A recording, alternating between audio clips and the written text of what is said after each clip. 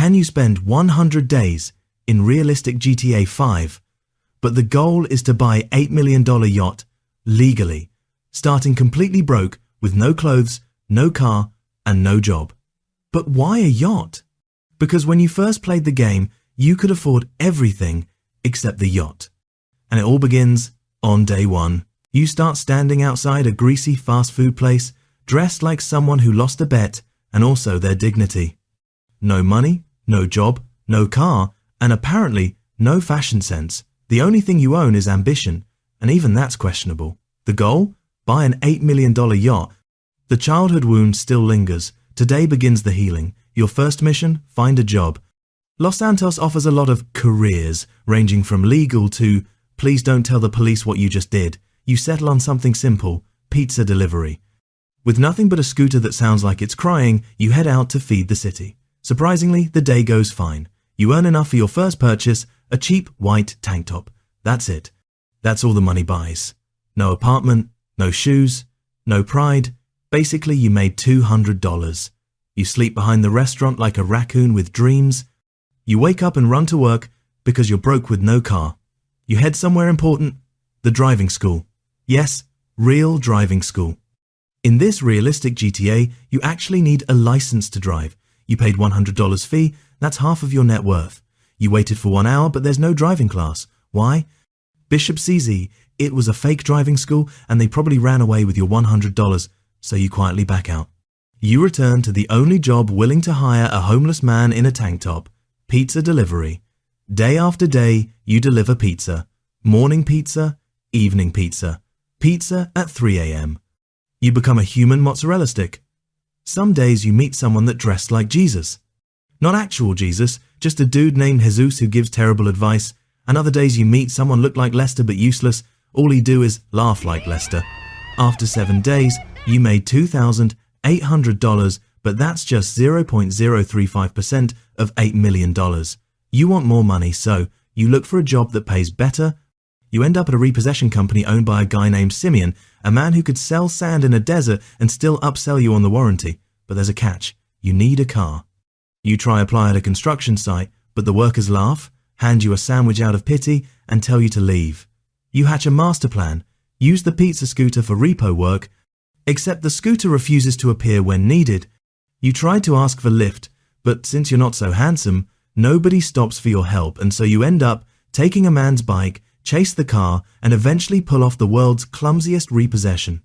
After dropping off the car and getting $169 of payment from Simeon, you call a cab back to the city and return to pizza job, endless pizza delivery. After 2 weeks of hustle, you made $4,000, but that's just 0.05% of $8 million. You went for the driving test. This time, it's legit one. 2 hours of careful driving, no crashes allowed. 30 seconds into the test, and someone runs into you. Not your fault. Still counts. Stress, sweat, regret. Somehow, you pass the driving test. You're now officially licensed. You immediately sign up to drive a taxi. The first customer nearly punches you for going too slow. The second is horny. The third screams the entire ride. Then you get pulled over by cops, and your license suspended. Taxi job gone. Career over in 8 hours. To make it worse, someone uploaded a video of your meltdown. It goes viral. No employer in the city wants anything to do with you. After the entire month of grinding, getting fired, doing everything, but still end up making only $5,000, which is not even 1% of the goal, with no job options left, you call a shady contact for work. But first, you steal a car, officially crossing the line. Goodbye morals, hello criminal life. You meet the associates, intimidating men and a combined vocabulary of 9 words. They show you how to stash goods, where to sell goods, and who not to talk to. You do deliveries, make cash, and sleep on footpath that smells like sadness and wet carpet. Next day, you meet 2 criminals, Emilio and Jose. Surprisingly nice guys, if you ignore the felonies. Emilio and Jose teach you how the business of flipping stolen cars works. You steal the ugliest car in Los Santos, an embarrassment on wheels. You clean it, fix it, and somehow sell it for $15,000. You buy another junker, fix it up, double the money. You decide you're a financial genius. You invest $4,500 in the stock market and lose almost all of it. No more stock market, so you stick to your car business. You sell more cars, earn more profits. Business is booming. You finally rent a tiny apartment. You check your bank account and immediately cry. You made $9,000 in one day and total earnings are $88,000, which is just 1.1% of your goal. But hey, you made some progress. So you celebrate with a real McDonald's burger. You meet a guy outside the casino who promises easy money. You head in, bright lights, loud machines, hope, dangerous combination. You lose $500 at the slots in under 3 minutes. You try roulette, red loses, black loses, green loses, even numbers lose. You didn't even know that was possible. You eat free casino buffet pizza. It tastes like cardboard grief. You cry into the crust, and you're back to $10,000.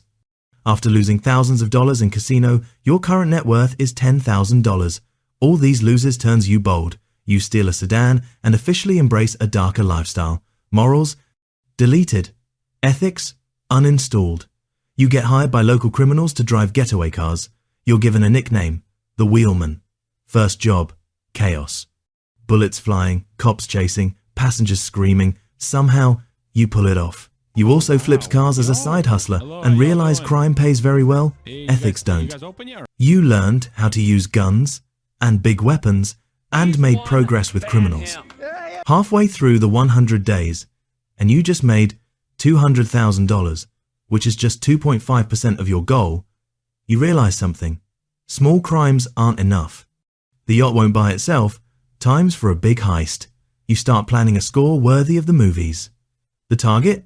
A mansion owned by a rich eccentric who collects rare art, a stash worth millions. He even has that French jewelry they recently stole from the Paris Museum. Allegedly stole. Dude collects everything. You scout the location, high fences, cameras everywhere, guards who look like they drink protein powder straight from the tub. You take notes, sketch a ridiculous map, and begin training like a military guard for all the wrong reasons.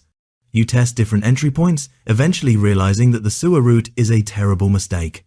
You shop for essential heist supplies, glass cutter, rope, lockpicks, 3 bottles of cheap energy drinks, and a single banana for stealth nutrition. You return to the mansion to scout. You offer unsolicited lawn advice to learn where the security panels are when guards rotate and where the rich collector keeps his most valuable artwork. You practice maneuvers in an empty warehouse. Confidence, 4/10. Realistic success, 2/10. Determination, 100/10. You go back to crime to fund the heist.